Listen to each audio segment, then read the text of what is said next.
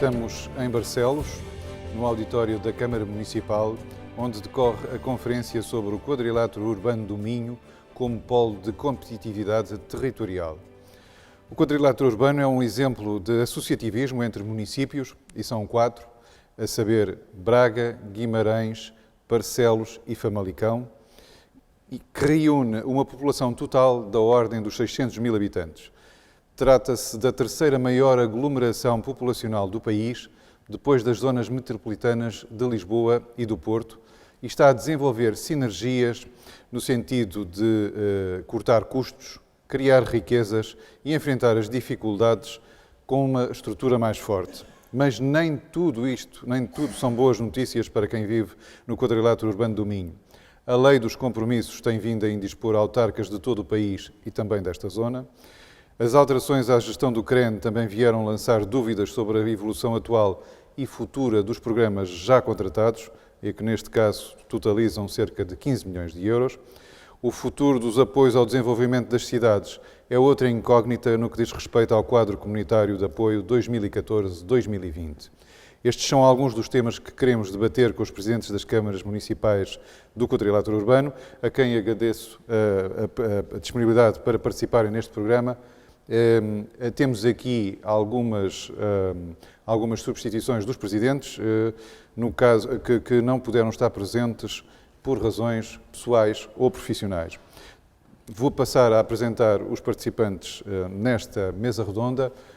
Os moderadores serei eu próprio, Francisco Ferreira da Silva, subdiretor do Diário Económico, o presidente e professor catedrático do ISEG, João Duque, e os representantes das câmaras municipais, das 4 câmaras municipais do quadrilátero, começando mais à minha direita, Domingos Bragança, que é vice-presidente da Câmara de Guimarães, Miguel Costa Gomes, presidente da Câmara de Barcelos, Vítor de Sousa, vice-presidente da Câmara de Braga, e Lionel Rocha, vereador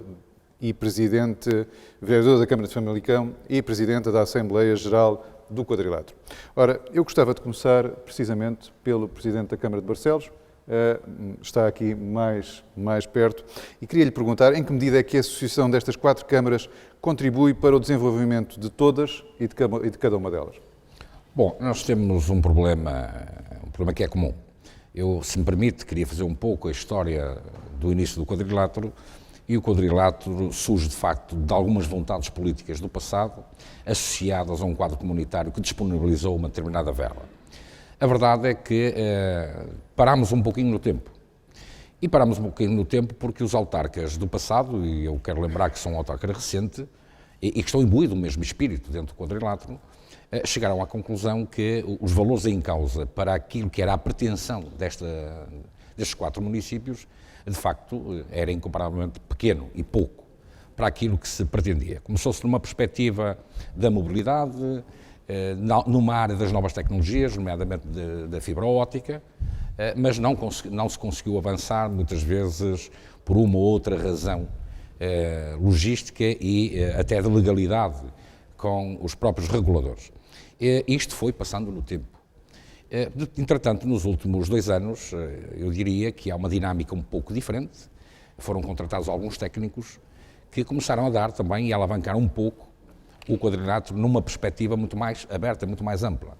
E, portanto, o município de Barcelos, imbuído deste espírito, enquadra o quadrilátero numa perspectiva positiva, mas também, ao mesmo tempo, tem consciência das dificuldades que enfrenta neste momento. E, portanto, eu diria que nós estamos nesta perspectiva do quadrilátero com uma perspectiva positiva, mas, ao mesmo tempo, bloqueados, do ponto de vista financeiro, para dar o passo que é preciso dar e tornar o quadrilátero efetivo e real para estas 4... Estão bloqueados porquê?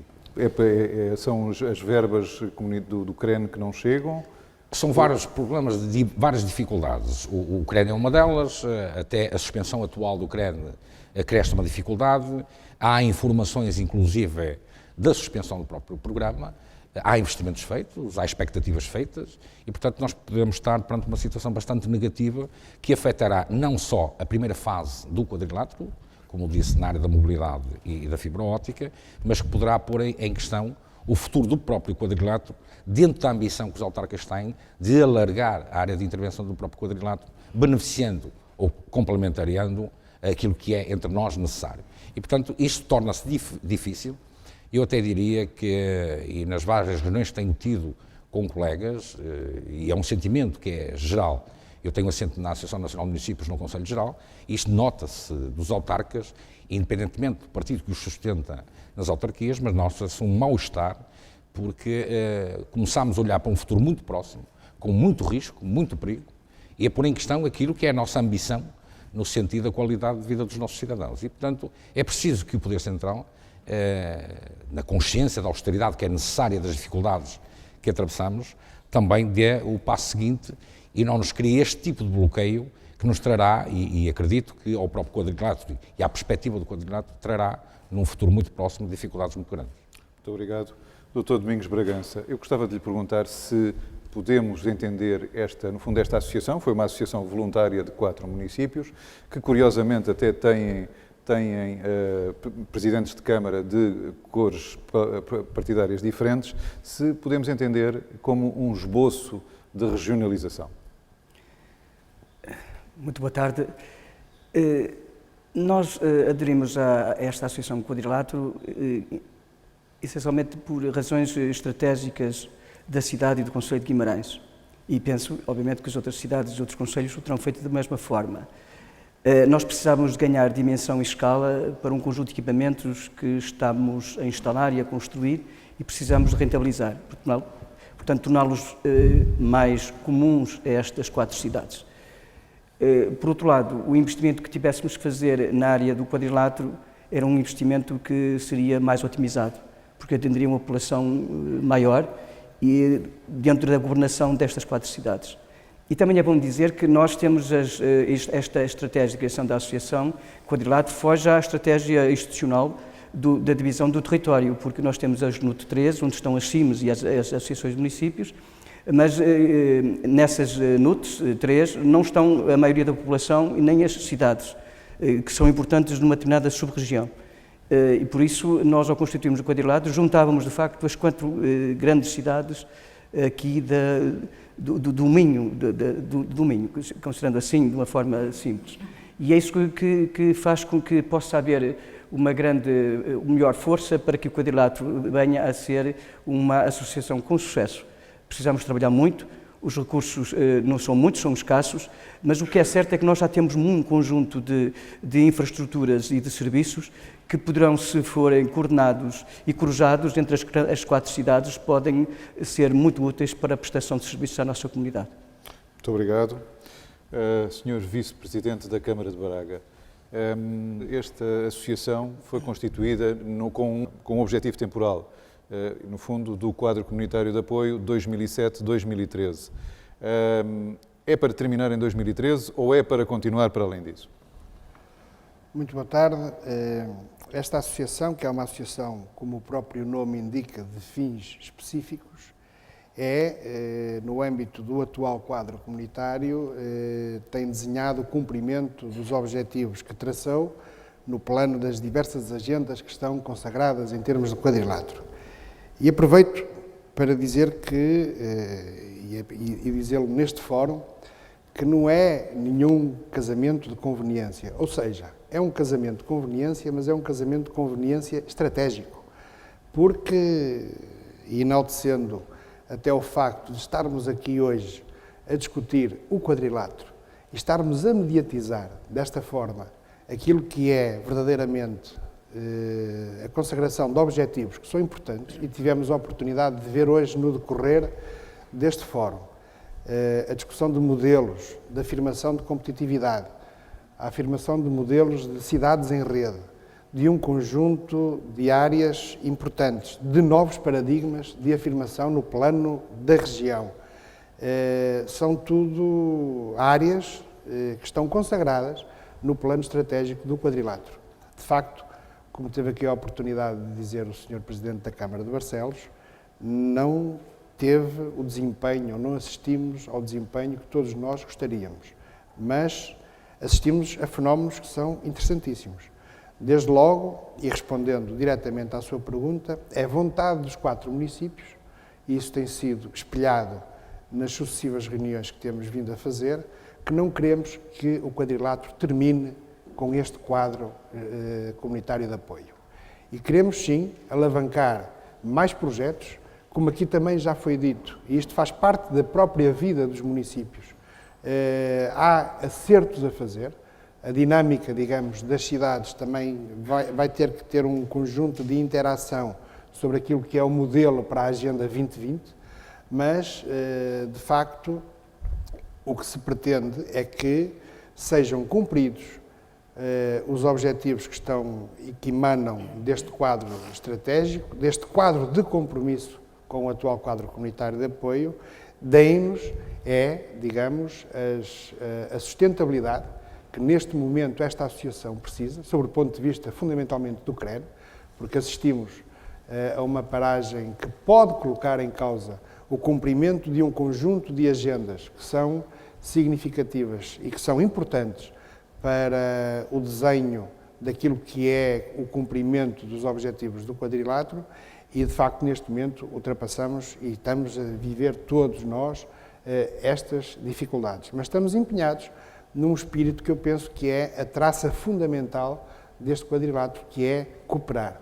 Termos uma região em rede, servir 600 mil pessoas no plano daquilo que é reter talento, reter criatividade, criar um conjunto de mecanismos que de facto se afirmem esta região como uma verdadeira região ou a terceira grande região da afirmação no plano europeu, porque de facto aqui, como já foi dito, há um conjunto de recursos endógenos que num quadro de policentrismo podem de facto afirmar uma região competitiva e uma região com futuro na Europa.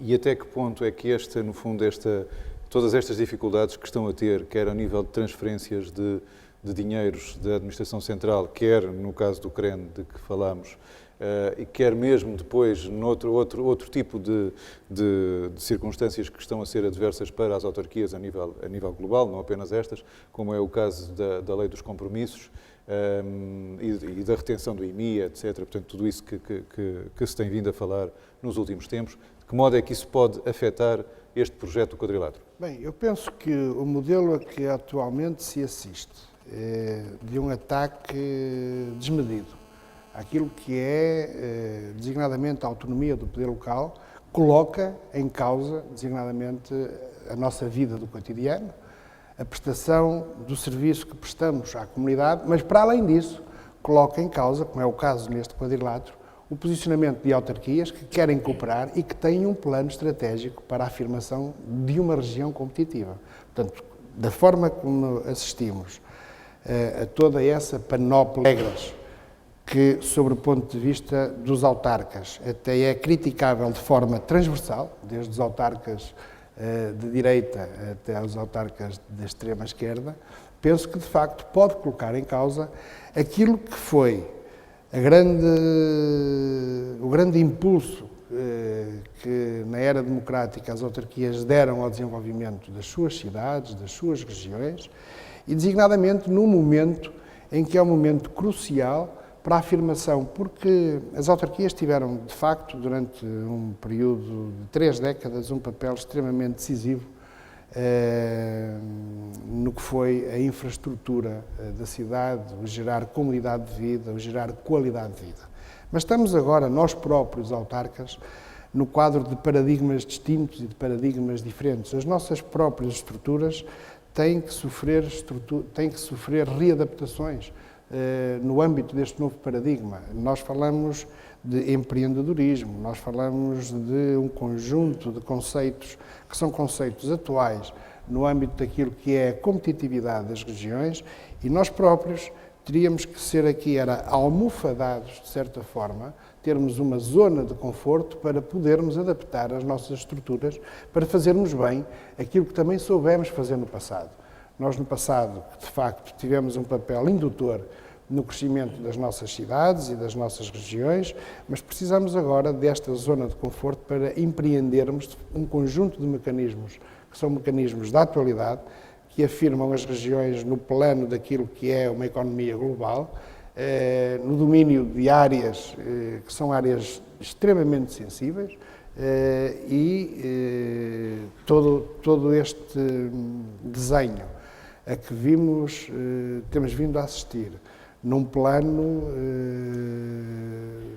que eu até considero, de alguma forma, e sem qualquer observação de caráter político, mas no plano de um ataque até institucional sem regras, deixa qualquer autarca no domínio daquilo que é as suas mais básicas competências numa situação e num quadro de extrema preocupação. Eu ouvi já dizer que estão a esganar as autarquias. Isto é assim, no fundo, uma expressão menos elaborada. É isso que sente? Eu penso que sentimos todos, porque de facto, tendo a autarquia um papel decisivo e sendo um organismo vivo no quadro daquilo que é a assunção do cumprimento de um conjunto de objetivos que são sufragados pelas pessoas, nós não podemos amanhã, num plano até de boa sustentabilidade democrática, sermos acusados de que prometemos e não fizemos. Eu penso que isto é a essência daquilo que é a verdadeira democracia, porque nós somos eleitos locais, apresentamos um programa eleitoral e na base desse programa eleitoral é-nos dado um quadro de confiança. E esta é a verdadeira essência deste regime e é a verdadeira essência daquilo que é o compromisso. E eu penso que se há área em que se verifica mais o cumprimento desse compromisso, onde se pode aferir mais o cumprimento desse compromisso, é precisamente no domínio das autarquias locais. Porque estamos próximos, porque ouvimos as pessoas e porque estamos sujeitos a que as pessoas reivindiquem aquilo que nós prometemos fazer. E, de facto, pôr em causa, digamos, toda esta esfera, sem o mínimo de respeito pelo quadro daquilo que são as competências das autarquias locais e pela sua constitucional autonomia, penso que é pôr em causa também, verdadeiramente, algo que nos é caro, que são as pessoas e para quem trabalhamos. Muito obrigado. Já voltaremos a este assunto. Leonel Rocha, como autarca de Famalicão, e tendo em conta que este quadrilátero é composto por 4 autarquias, como é que as autarquias, todas as autarquias, beneficiam de eventos como, por exemplo, Guimarães, capital da cultura, ou Braga, capital europeia da juventude? Ora bem, muito boa tarde a todos. Eu penso que, e concretamente respondendo à pergunta, e direta à pergunta, que a principal forma de beneficiarmos é o facto de estarmos próximos e o facto de estarmos por dentro dessas organizações. Facilita claramente também a divulgação, facilita a participação. É verdade que poderíamos ir mais longe, é verdade que muita coisa ainda se poderia fazer, mas também é verdade, e hoje ouvimos isto aqui de manhã, que estas coisas se fazem com tempo. E uma das coisas que mais é necessário trabalhar para estarmos em conjunto, para estarmos a cooperar em associação, é efetivamente a cultura do quadrilátero. E os anos que estamos a falar, estes últimos 4, 5 anos estamos a falar de quadrilátero, efetivamente para uma mudança de paradigma, uma mudança de cultura, ainda muito pouco. Mas, efetivamente, já se tem notado, por exemplo, quando nós vemos na capital europeia da cultura trabalhos ligados, por exemplo, a Camilo Castelo Branco, claramente estamos a falar de cooperação entre municípios. Quando vemos também outras atividades ligadas à juventude, que envolvem outros municípios, é fruto exatamente deste trabalho. Poderíamos ir mais longe, poderemos no futuro, mas fica claramente aqui já o mote de que estes espaços são dados efetivamente porque há já esta cumplicidade entre municípios. No campo cultural, nós estamos a falar da Capital Europeia da Cultura, mas poderíamos falar também da programação das salas de espetáculo, por exemplo, em que já tivemos a oportunidade de fazer programação conjunta, em que a programação foi perspectivada para este território, foi produzida neste território e circulou exatamente nestes 4 municípios. Também poderíamos falar, por exemplo, e aqui claramente este exemplo espelha bem o quanto já se fez no quadrilátero e o quanto o quadrilátero poderá representar para os municípios, quando no campo cultural se implementou o cartão cultural, do quadrilátero cultural, em que um cidadão de Famalicão pode tirar em Famalicão os bilhetes para ir ao Teatro Circo ou para ir ao Vila Flor e pode beneficiar de um desconto de 50% por isso. Pelo facto de pertencermos a este quadrilátero. Isto aqui é já uma medida exata, uma medida, digamos, que se pode sentir, inclusivamente na carteira dos nossos cidadãos. Portanto, existe uma interação entre os 4 municípios para a área cultural com o cartão cultural. Exatamente. E mesmo para ir além daquilo que efetivamente se constituiu como tal casamento de conveniência que alguns querem apelidar no início, efetivamente, temos percebido a importância de ir muito mais longe. Quando reunimos, por exemplo, por áreas de desporto, área da educação, entre os 4 municípios, com o objetivo de trocar boas experiências, com o objetivo até de pensar projetos comuns. Um exemplo concreto, no campo da educação, já os vereadores se encontraram para ver a possibilidade, por exemplo, de fazer um concurso internacional para refeições daqui.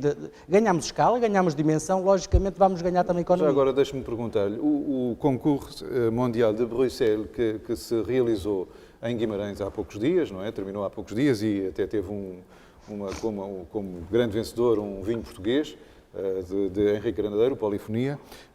De que modo é que um concurso desses, que é um concurso internacional muito conhecido e que se realizou em Portugal este ano, mas que se realiza noutros países nos outros anos, de que modo é que esse certame pode ajudar cada uma das 4 câmaras do quadrilátero a divulgar os seus produtos e, neste caso, por exemplo, o vinho verde, que é o vinho aqui desta região?